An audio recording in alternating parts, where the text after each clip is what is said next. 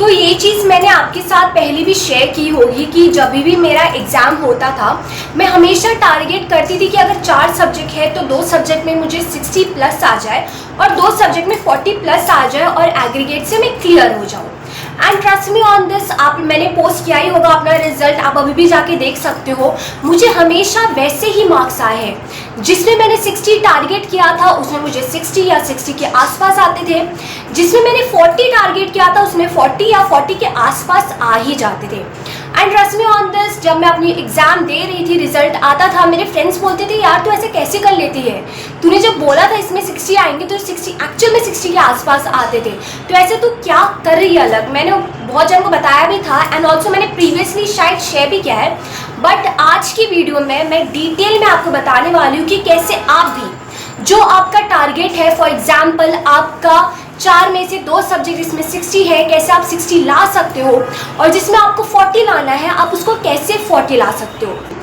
सबसे पहला स्टेप जो मुझे लगता है बहुत ही ज़्यादा इम्पॉर्टेंट है वो है जानना 4 सब्जेक्ट में से कि किस 2 में तुम एग्जामिशन लेने वाले हो और किस 2 में तुम ये 40 मार्क्स चाहिए तुम्हें। बिकॉज तुम्हारी पूरी स्ट्रैटेजी, पूरी प्लानिंग इस पे ही डिपेंड होती है। एंड मेरे लिए बहुत ज़्यादा इजी था मेरे 60 वाले सब्जेक्ट, बिकॉज मुझे पता था कि मेरा थ्योरी अच्छा है एंड ऑल्सो मेरा प्रैक्टिकल वीक पॉइंट है।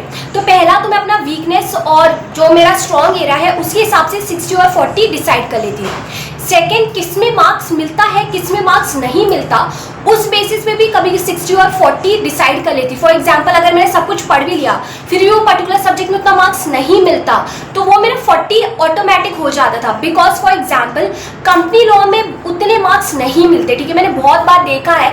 तो मुझे इतना पता था मैं इसमें A to Z भी सब कुछ डाल दूँ ना तो भी शायद मुझे 40 नहीं आएंगे। वहीं पे GIGL, SVEC, इकोनॉमिक्स ऐसे सब्जेक्ट है जहाँ पे तुम अपना जान डाल दोगे ना, ट्रस्ट मी ऑन दिस, तुम्हें 60 प्लस आराम से आ जाएंगे। टैक्स प्रैक्टिकल था तो मेरे लिए अगेन वो 40 हो गया। फिर वैसे ही CS प्रोफेशनल में वैसा ही करती थी। CS प्रोफेशनल में ESG है, ड्राफ्टिंग है, फिर ये कॉर्पोरेट फंडिंग है, एक पर्टिकुलर पार्ट जो अभी बन गया है, IBC है, ये सब में मार्क्स मिलते हैं। तो ट्राई करो इन सब में 60 आए।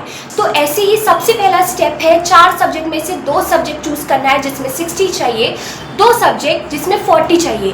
एंड प्लीज गेस वर्क मत करना कि जाऊंगा एग्जाम हॉल में फिर पेपर इजी आया तो मेरा 60 वाला, पेपर हार्ड आया तो 40 वाला, नहीं करना। सब कुछ प्लानिंग, प्लॉटिंग, कैसे पढ़ने वाले हो, किस में 60 आएगा किस में 40 आएगा, सब कुछ अभी से प्लान होना चाहिए। और अगर ट्राई कर रहे हो तुम्हारा, बहुत जन ऐसा करते हैं मैं सब में इक्वल दूंगा 50 आऊँगा, बहुत कम बच्चे को ऐसा आता है, ठीक है। मेजर क्राउड का कुछ स्ट्रॉन्ग एरिया होता है, कुछ वीक एरिया होता है। फिर भी अगर तुम्हें लग रहा है मैं सब में इक्वल एफर्ट देने वाला हूँ, इक्वली सब करूँगा, ओके।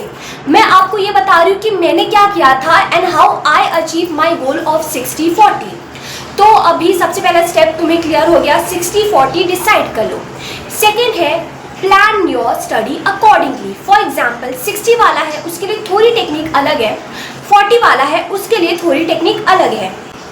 सबसे पहले बात करेंगे 60 वाला। तो 60 में इतना दिमाग में रख लो कि तुम्हें A to Z सब कुछ पढ़ना है, सब कुछ, कुछ भी स्किप नहीं करना है। एंड अगर स्किप करना भी है, टाइम बहुत ज़्यादा कम है, मैक्सिमम बोल रही हूँ, अगर तुम्हारा टारगेट 60 है, मैक्सिमम सिर्फ और सिर्फ 3 चैप्टर छोड़ सकते हो।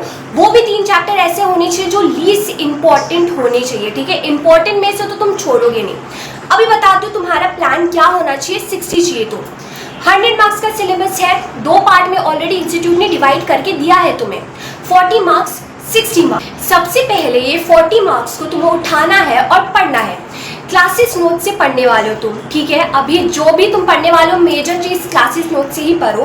क्लासेस नोट्स लो, वो सबसे पहले खत्म कर लो। जैसे ही क्लासेस नोट्स खत्म हुआ, इस पार्ट का अभी तुम मॉडल उठाओगे और मॉडल में सिर्फ और सिर्फ उतना पढ़ना है जो तुम्हारे क्लासेस नोट्स में नहीं है। कुछ भी रिपीट नहीं करना, रिपीटेड कंटेंट, एक ही चीज जो क्लासेस नोट्स में पढ़ के खत्म हो गया है वापस मॉडल में नहीं पढ़ना है, सिर्फ उतना पढ़ना है जो आपकी क्लास नोट्स में नहीं है। I hope this is clear. ये सिर्फ और सिर्फ मॉडल जो है ना, आई नो बहुत ज़्यादा वास्ट है, तो इसलिए मॉडल हम सिर्फ और सिर्फ इसका 40 मार्क्स जो है ना हमारा इस पर्टिकुलर सब्जेक्ट का, उसका सिर्फ 40 मार्क्स का हम मॉडल करेंगे। एंड ऑल्सो मैंने जब तुम पढ़ना चालू करो, मैंने बहुत सारी वीडियो में बता दिया है, फिर भी नीचे डिस्क्रिप्शन में लिंक है जहाँ पे मैंने बताया है कि कैसे आप 3 to 2 आवर्स में अपना कैसे चैप्टर कंप्लीट कर सकते हो, तो वो देख लेना। क्योंकि अगर जब तुम क्लासेस नोट्स पढ़ोगे तो कौन कौन सी चीज़ पहले पढ़नी है, कौन बाद में पढ़नी है, उसमें डिटेल में एक्सप्लेन है, तो तुम देख सकते हो, नीचे डिस्क्रिप्शन में लिंक है।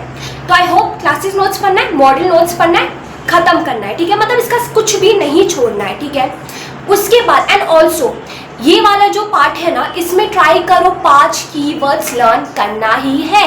बाकी सारी चीज़ सिर्फ रीड करके अंडरस्टैंड करके चले जाओ, चलेगा, लेकिन इसमें तुम मेक श्योर करोगे 5 कीवर्ड्स, सिर्फ 5 कीवर्ड्स याद करने बोल रही हूँ, ठीक है, ज़्यादा नहीं होते हैं।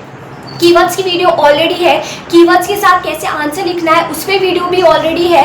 मैं ट्राई कर रही हूँ बहुत सारे वीडियो जो मैंने ऑलरेडी बना के रखे हैं आपको मैं कम्युनिटी पोस्ट पे शेयर कर लूँ। एंड ऑल्सो बहुत सारे बच्चों के डाउट होते हैं जो मैं एक्चुअल में कभी कभी मिस आउट कर लेती हूँ बहुत सारे कमेंट, इसलिए मैं कल लाइव आ रही हूँ 7:30 to 8:30। तो आपके कौन से भी डाउट है, ठीक है, आई गेस 1 hour इनफ है, आपके सारे डाउट में ट्राई करूँगी तभी के तभी क्लियर हो जाए आपको कौन सी चीज़ कैसे पढ़नी है, एवरीथिंग। तो आप चाहिए तो कल लाइव आ सकते हो, ट्राई करूँगी तभी के तभी आपको सारे रिप्लाई जो आपको चाहिए मेरे एंड से आपको मैं प्रोवाइड कर लूँ, ठीक है, तो वो भी देख लेना। तो ये वाले पार्ट में आपको 5 कीवर्ड्स याद करने हैं, जितने भी कंसेप्ट है सबके। तो ये हो गया तुम्हारा 40 मार्क्स डन, ठीक है, इसमें तुमने सब कुछ कर लिया। अभी ये जो 60 चाहिए तुम्हें, दूसरा पार्ट है ना, इसमें हम स्ट्रैटेजीज अप्लाई करेंगे, यानी कि ये वाले पार्ट में जो 60 मार्क्स अभी बच गया है इसमें हम मॉडल नहीं करने वाले, एज टाइम भी कम है एंड हमें ऑलरेडी हम ए पार्ट में बहुत ज़्यादा टाइम दे चुके हैं, सब कुछ अच्छे से पढ़ चुके हैं, ठीक है। सो अभी इसमें हम क्या करने वाले, स्मार्टली पढ़ने वाले।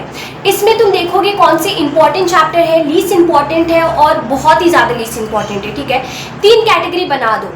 अभी जो सबसे ज़्यादा इम्पॉर्टेंट है ना, उसमें तुम क्या करोगे, सबसे पहले इसका मॉडल क्वेश्चन, स्कैनर क्वेश्चन और बाकी चीज़ जितना हो सके रीड करो, अंडरस्टैंड करो और कुछ कुछ के कीवर्ड्स भी याद कर सकते हो। ये ए कैटेगरी वाला है इसलिए। अभी इसके बाद जो बी कैटेगरी वाला है ना, इसमें अगेन क्लासेस नोट्स देखो, मॉडल क्वेश्चन, स्कैनर क्वेश्चन, सिर्फ रीड करो, समझो, उतना याद करने का प्रेशर नहीं है। और जो एकदम ही सी कैटेगरी है, जो तुम्हारा 3 चैप्टर जो होगा, ठीक है, इसमें अगर तुम्हारे पास टाइम है तो वैसा ही पढ़ सकते हो, लेकिन टाइम नहीं है तो तुम्हें क्या करना है, स्मार्टली पढ़ना है। मिनिमम 3 अटेम्प्ट के स्कैनर क्वेश्चन या फिर past year question, module question और समरी नोट से इसको रीड करके खत्म करो। 60 जिसमें चाहिए उसका एक ही है चीज़, सबसे पहले हम सेफ खेल रहे हैं, 40 मार्क्स का सब कुछ करके जा रहे हैं, तो हमें पता है इंस्टीट्यूट कैसा भी पेपर लाए, ठीक है, मॉडल से पूछे नहीं पूछे, कुछ भी गूगली भी कर देना, हमें पता है हम 40 मार्क्स से अच्छा खासा मार्क्स ले सकते हैं। फिर दूसरे वाले में से तुमने भी पढ़ा है, क्लासेस नोट से मेजर कंटेंट किया है, तो दोनों को जब कंबाइन करोगे ना, आराम से 60 के प्लस आना ही है तुम्हें, ठीक है। एंड ऑल्सो आई नो जब तुम 60 वाला पढ़ रहे होंगे तुम्हें एक चीज़ पे ज़्यादा टाइम नहीं इन्वेस्ट करना।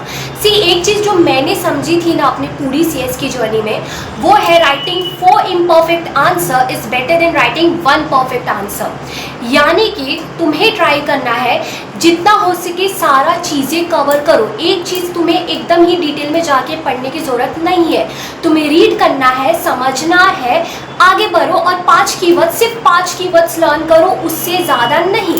क्योंकि एग्जाम हॉल में भी तुम्हारे पास उतना टाइम नहीं रहेगा कि तुम बहुत ज़्यादा पढ़ के भी, चलो पढ़ के चले भी गए, उतना टाइम रहेगा 100 मार्क्स में तुम्हें सब कुछ प्रॉपर कवर करना है।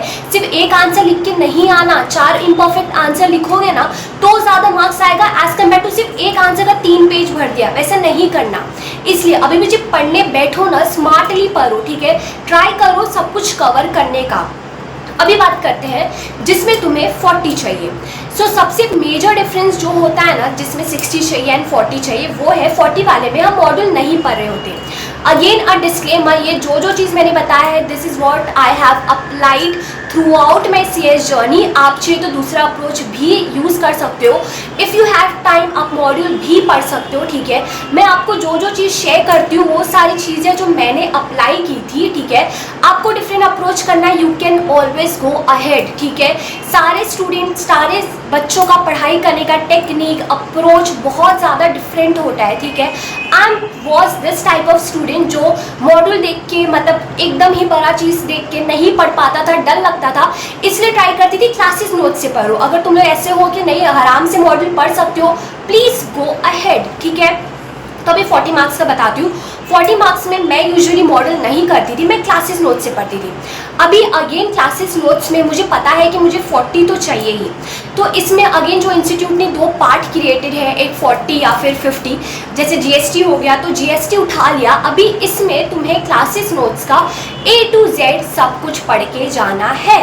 सी ट्रस्ट मी ऑन दिस, हमें पता है हम स्मार्ट वर्क यूज़ कर रहे हैं और स्मार्ट वर्क बहुत ज़्यादा इंपॉर्टेंट है to clear your CS professional examination.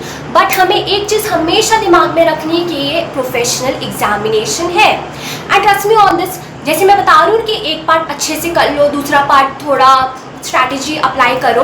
बहुत सारे बच्चे क्या करते हैं, उनको पता है एक पार्ट हमें पढ़ना है अच्छे से, एक पार्ट तो सब कुछ पढ़ लेते हैं, लेकिन एक पार्ट में भी स्ट्रैटेजीज अप्लाई करते हैं, यानी कि एक पार्ट में सिर्फ इंपॉर्टेंट कर लिया, लीस्ट इंपॉर्टेंट छोड़ दिया। एंड मैंने इंस्टीट्यूट का बहुत बार करती है, ठीक है, एक ही पेपर में करेगी, सारे पेपर में नहीं करती है, लेकिन बहुत बार ऐसा करती है कि समझो, एंड ऑल्सो समझो एक ग्रुप है, ग्रुप 1 है, उसमें एक पेपर ऐसा निकालेगी जहाँ पे शायद मॉडल क्वेश्चन, स्कैनर क्वेश्चन, कुछ भी ऐसा पैटर्न फॉलो ही नहीं करेगी, ठीक है। वैसे दूसरा ग्रुप है, उसमें भी वापस एक पर्टिकुलर ऐसा कोई सब्जेक्ट होगा जिसमें कुछ भी फॉलो नहीं करेगी, कुछ भी आ सकता है। हम जो ये सब तैयारी कर रहे हैं ना, एक पर्टिकुलर पार्ट में कुछ भी स्ट्रैटेजी ना अप्लाई करने का, वो हम उसी पेपर के लिए कर रहे हैं। हमें नहीं पता वो पेपर कौन सा हो सकता है वो पेपर तुम्हारा 60 वाला हो सकता है वो पेपर कुछ अलग हो, बट मुझे पता है हम अगर ऐसा प्लान आउट कर रहे हैं ना, तो पेपर इंस्टीट्यूट कैसा भी दे। एंड ऑल्सो बहुत बार तुम सुनते हो ना कि बहुत हार्ड आया paper, out of the box आया, वो आउट ऑफ द बॉक्स नहीं आता, वो आउट ऑफ तुम्हारा जो स्ट्रैटेजीज हम अप्लाई करते हैं ना उससे आता है। तो अगर तुम थोड़ा स्मार्टली यूज़ करो, फॉर एग्जाम्पल एक पर्टिकुलर पार्ट में कुछ भी स्ट्रैटेजी मत अप्लाई करो। अभी जिसमें तुम्हें 40 भी चाहिए ना, इसका सब कुछ क्लासेस नोट्स पढ़ लो, ठीक है, इसमें कुछ भी स्किप नहीं करना। हाँ, मॉडल नहीं कर लो चलेगा, क्लासेस नोट्स पूरा पढ़ लो, यहाँ पे थोड़ा कीवर्ड्स याद कर लो, रीड कर लो, अंडरस्टैंड कर लो, ठीक है। तो दूसरा पार्ट है जिसमें तुम्हें 40 चाहिए, दूसरा पार्ट जो बच गया है अपार्ट फ्रॉम जो 60 मार्क्स का है तुम्हारा, यहाँ पे अगेन तुम ABC एनालिसिस देख सकते हो, A कैटेगरी B कैटेगरी कौन सा है। सी यूजुअली ये वाला जो पार्ट है ना, मैं सिर्फ रीड, अंडरस्टैंड, समरी, नोट्स, इसमें जितनी हो सके टेक्निक यूज़ करती थी। जो A कैटेगरी वाला था ना, उसको फिर भी थोड़ा अच्छे से पढ़ लेती थी, रीड करती थी, बाकी के लिए समरी नोट से पढ़ लिया, स्कैनर क्वेश्चन कर लिया, मॉडल क्वेश्चन कर लिया, लेकिन हाँ सब कुछ रीड कर लो, सब कुछ अंडरस्टैंड कर ही लो, ठीक है। इसमें कभी भी कॉम्प्रोमाइज़ नहीं करने का, लर्निंग का फिर भी तुम थोड़ा यहाँ वहाँ कर सकते हो, रीड एंड अंडरस्टैंडिंग करना ही, ठीक है। इसमें तुम जितना हो सके मेजर चीज़ कवर कर लो, जितना नहीं हो रहा है ठीक है, क्योंकि इसमें तुम्हारा टारगेट 40 है, लेकिन एक पर्टिकुलर पार्ट तुम्हें अच्छे से करना ही है, ठीक है। तो तुम्हें अच्छा खासा आइडिया आ गया है कि अगर तुम्हें 60 टारगेट है तो तुम्हें कैसा पढ़ना है, 40 टारगेट है तो तुम्हें कैसा पढ़ना है। अगेन मैं थोड़ा डिफ्रेंशिएट करूँ, 60 है तो तुम्हें एक पर्टिकुलर पार्ट जो है ना, जो भी तुम्हारा 40 मार्क्स का है, दोनों में ये 60 वाला हो गया, 40 वाला हो गया, एक पर्टिकुलर पार्ट ना इसमें अच्छे से करना है, ठीक है। यहाँ पे भी अच्छे से करना है, यहाँ पे वो पार्ट के अलावा मॉड्यूल में जो बचा हुआ है वो भी करना है, A to Z सब कुछ पढ़ना है। यहाँ पे सिर्फ और सिर्फ क्लासेस नोट्स अच्छे से करना है बस। अब जो दूसरा है 60 मार्क्स का, ठीक है, इसमें जो A कैटेगरी वाला है ना, उसमें रीड करो, अंडरस्टैंड करो, अच्छे से पढ़ो, ठीक है। इसमें जो A कैटेगरी वाला है ना, उसको रीड करो, अंडरस्टैंड करो, बस। लर्निंग का उतना प्रेशर, ये जो दूसरा पार्ट है ना इसका, लर्निंग का प्रेशर मत लो, इसका A पार्ट तो लर्न करना ही। इसमें जो मैक्स 3 चैप्टर छोड़ सकते हो जिसमें तुम्हें 60 चाहिए, ठीक है, उसका भी ट्राई करो। Model question, scanner question, summary notes read ही कर लो, ठीक है। इसमें तुम सब कुछ पढ़ने वाले हो, इसमें तुम थोड़ा यहाँ वहाँ कर सकते हो, सिर्फ नॉर्मल समरी नोट से रीड करो, जो दूसरा पार्ट है समरी नोट से रीड करो, स्कैनर क्वेश्चन करो, ये वो, लेकिन तुम्हें थोड़ा बहुत तो सारा कंसेप्ट का आइडिया होना ही चाहिए। I hope this is very much clear कि तुम्हें कैसे पढ़ना है, एंड इन डिटेल में हर एक चीज़ कैसे पढ़नी है, 3 घंटे में कैसे पढ़नी है, सब कुछ मैंने अपलोड कर लिया है, ठीक है, तुम ऑलरेडी देख सकते हो। और बहुत सारे video which will help you to clear CS examination आपको मेरे चैनल में मिल जाएंगे। So all the very best for your CS journey.